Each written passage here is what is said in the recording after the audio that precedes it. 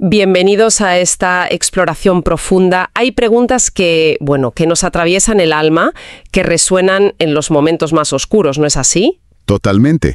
Pensemos en una situación límite, de angustia profunda, de pérdida irreparable, y de pronto, alguien, quizás con buena intención, nos lanza una pregunta como la que Elifaz le hizo a Job hace milenios. Ahora pues, da voces, habrá quien te responda. ¿Y a cuál de los santos te volverás? Tremenda pregunta. Es Job 5, versículo 1. Exacto. Una pregunta brutalmente honesta que seguramente en algún recodo silencioso o desesperado de la vida pues nos hemos hecho. Cuando todo falla, ¿quién escucha? ¿Quién tiene el poder real para ayudar? Precisamente. Hoy nos adentramos en un material que toma esa pregunta como punto de partida.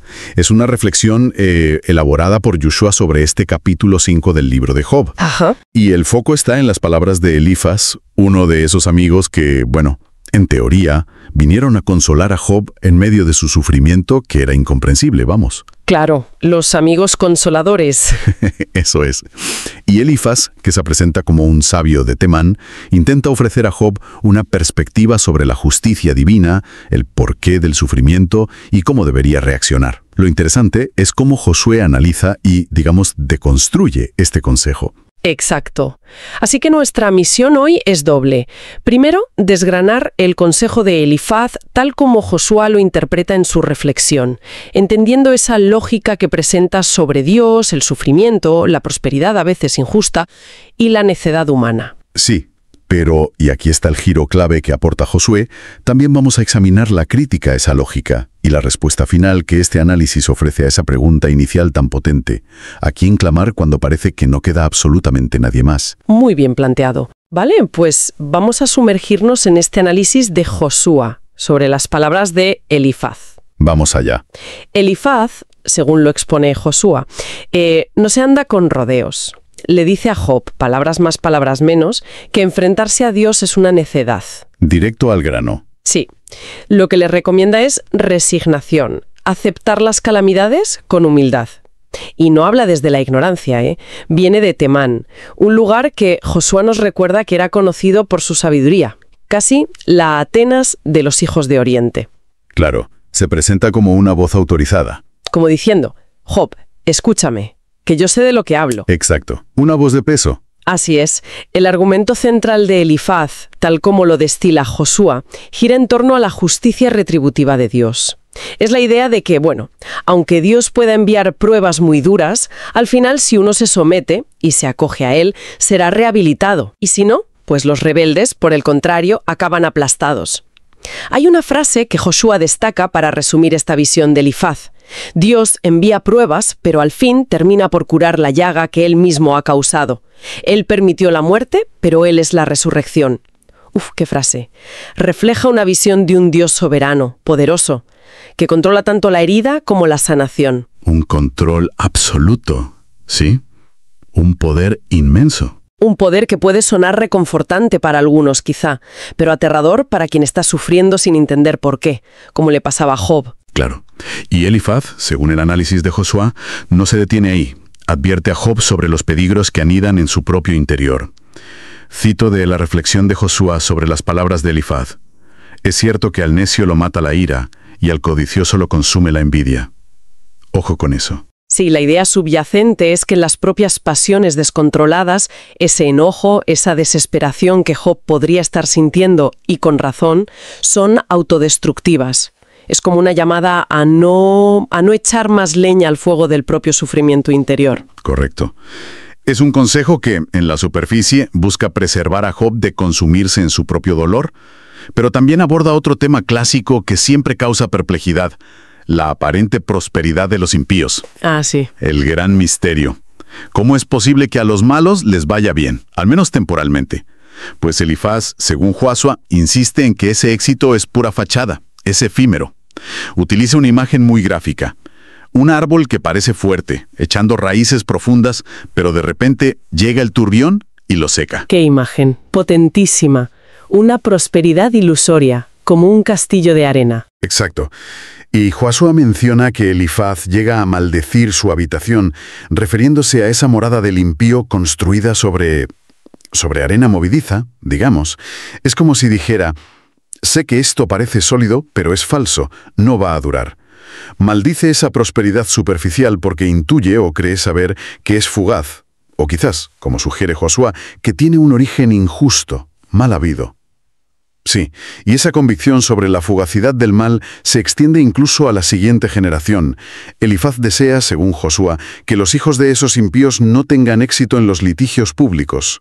En los juicios en la puerta de la ciudad. Eso es. Josué nos recuerda que era el centro neurálgico de la vida social y judicial, como el Agora griega o el Foro romano. Que no encuentren defensor, que su causa no prospere ante la comunidad. Es una forma muy vehemente de afirmar que la injusticia al final no prevalecerá, ni siquiera a través de la herencia. Suena muy convencido Elifaz y bastante duro en sus afirmaciones, la verdad. Sí, lo es. Todo esto parece reforzar su idea central. El mal y la injusticia carecen de fundamento real, no pueden perdurar en el tiempo. Pero, ¿de dónde surge ese mal entonces, según Elifaz? Aquí Josué subraya una idea clave en el discurso de Elifaz. El origen del mal no es externo o accidental. Cito la interpretación de Josué. El mal no germina espontáneamente del polvo como las plantas, sino que surge del corazón humano. Ah, o sea, ¿no es algo que nos venga impuesto sin más? No. Según esta perspectiva de Elifaz, nace dentro de nosotros. Somos nosotros, dice Elifaz a través de la lectura de Josué, quienes engendramos la desventura. Interesante. O sea que, según esta línea de pensamiento, no podemos echarle la culpa al destino, a la mala suerte o a las circunstancias externas únicamente. La responsabilidad última recae en la condición humana, en esa inclinación interior. Eso parece indicar. Y esto tiene consecuencias tangibles, incluso materiales. Josué resalta que Elifaz afirma que las riquezas acumuladas por los impíos no les servirán de nada, acabarán en manos de los necesitados. Su mies comerán los hambrientos, los sedientos beberán su hacienda. Es como si una especie de justicia inmanente, digamos, se encargara de redistribuir lo mal adquirido. El fruto de esa prosperidad injusta resulta ser al final nulo para quien la acumuló con maldad. Y es aquí donde Josué introduce su crítica fundamental a la teología de Elifaz, ¿verdad? Exactamente, porque Elifaz, con todos estos argumentos, refuerza su idea central. El sufrimiento tiene un origen de orden moral en el paciente, es decir, en la persona que sufre. Si sufres es porque has hecho algo mal, la famosa teología de la retribución. Eso es. Y Josué identifica esto como una teología simplista y errónea. La idea de que Dios premia automáticamente la bondad con prosperidad y castiga automáticamente el pecado con sufrimiento aquí y ahora. Una fórmula demasiado simple. Entiendo. O sea, Josué dice que Elifaz opera bajo esa fórmula. Sufres, debes haber pecado. Prosperas, debes ser justo. Pero Josué lo califica de erróneo. ¿Por qué? ¿Acaso no es cierto que nuestras acciones tienen consecuencias? Claro, y Josué reconoce que esa idea contiene una semilla de verdad. El pecado, efectivamente, trae consecuencias negativas. La Biblia misma lo enseña. Nadie lo niega. Ajá. Pero el error de Elifaz, según Josué, fue convertir esa verdad parcial en la única explicación posible del sufrimiento. Ignoró por completo la complejidad de los caminos de Dios. Josué argumenta que Dios permite el sufrimiento por razones que van mucho más allá del simple castigo por un pecado específico. ¿Y cuáles serían esas otras razones que Elifaz, según Josué, ignoró por completo? Pues Josué señala varias, basándose en otros pasajes bíblicos. Primero, Dios puede permitir el sufrimiento para probar y purificar la fe. Como en el caso de Job, precisamente. Exacto. Job no sufría por un pecado oculto, sino que su fidelidad estaba siendo probada en medio de una batalla espiritual que él ni siquiera conocía. Segundo, el sufrimiento puede servir para glorificar el nombre de Dios. ¿Cómo? Como Jesús mismo explicó en el caso del ciego de nacimiento en Juan 9, no fue por su pecado ni el de sus padres, sino para que las obras de Dios se manifestasen en él. Ah, claro.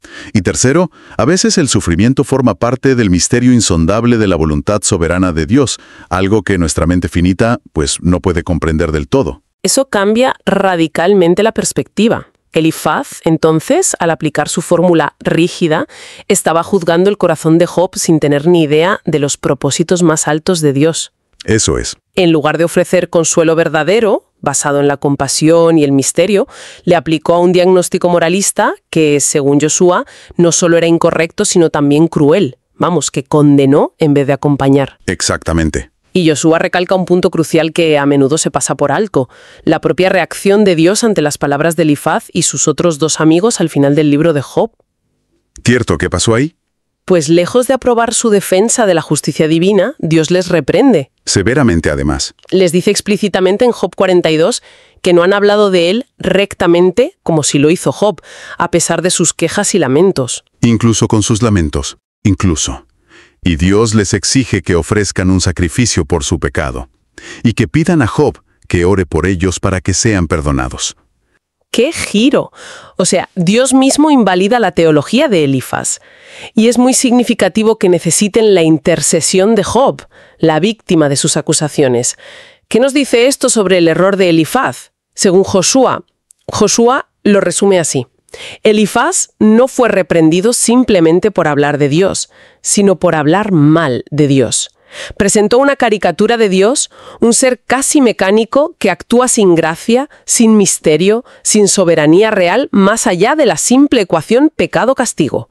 Una visión distorsionada. Exacto.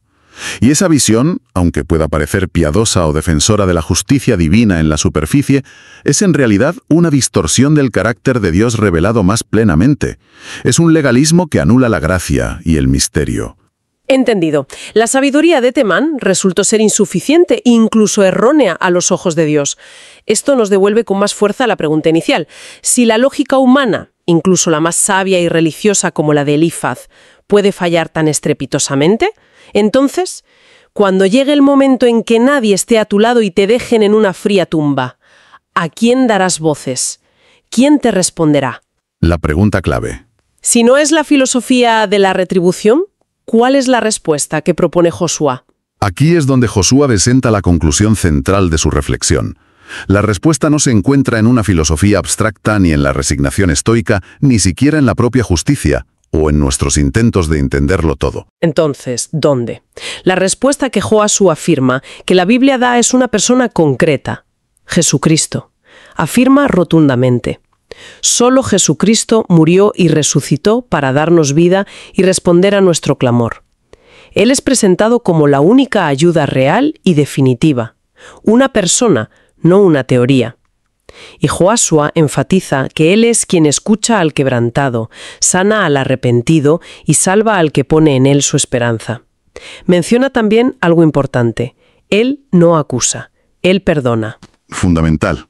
Y contrasta fuertemente con la actitud de Elifaz, ¿verdad? Totalmente. El contraste es deliberado. Mientras Elifaz representa la sabiduría humana que juzga y condena basándose en una comprensión limitada de Dios, Jesucristo representa la gracia divina que comprende, perdona y restaura. ¿Qué diferencia? Y Josué subraya que este refugio en Cristo no es solo una esperanza para el más allá, para cuando estemos en la fría tumba. Es una ayuda disponible y necesaria ahora, mientras vives. Josué recalca, hoy es el día de salvación. Entonces no es una solución de último recurso, sino una invitación presente. Y esta invitación, según Josué, requiere una respuesta activa por nuestra parte. No es algo automático. Correcto. Josué es muy explícito en la llamada que hace a partir de esta reflexión. Él te ha llamado siempre, pero hoy te corresponde responder a su llamado. ¿Y cómo se responde? Josué cita el mensaje central del Evangelio. Arrepiéntete y bautízate en el nombre de Jesucristo para el perdón de tus pecados. Es una llamada a abandonar la confianza en la propia justicia o fortaleza, esa apariencia de fortaleza humana que critica Josué. Eso misma, a reconocer la necesidad de perdón, a creer en la obra de Cristo y expresar esa fe mediante el arrepentimiento sincero y el bautismo como acto de compromiso público. Así que el análisis de Josué nos ha llevado de la pregunta angustiosa de Elifaz, pasando por su consejo bien intencionado pero teológicamente defectuoso, a través de la crítica de esa teología de la retribución, para llegar a una solución centrada exclusivamente en la persona y obra de Jesucristo y en nuestra respuesta personal de fe y arrepentimiento. Se pasa de la resignación ante un poder quizás mal entendido a la relación personal con un Salvador que ofrece gracia. Ese es el núcleo del argumento de Josué. Utiliza el discurso de Elifaz, reconociendo las verdades parciales que contiene, como la fugacidad de la prosperidad injusta o las consecuencias del pecado, pero lo usa como trampolín para apuntar a una respuesta que trasciende esa lógica humana y revela el corazón de Dios en Cristo. Interesante cómo lo plantea. Elifaz advirtió sobre confiar en lo terrenal. Josué concluye llamando a confiar únicamente en Cristo. Bien, hemos recorrido un camino denso pero revelador, siguiendo la interpretación de Josué. Partimos de esa pregunta universal que Elifaz lanzó a Job. ¿A quién clamarás en la desesperación? Exploramos el consejo del sabio de Temán con su énfasis en la sumisión y su defectuosa teología de causa y efecto moral.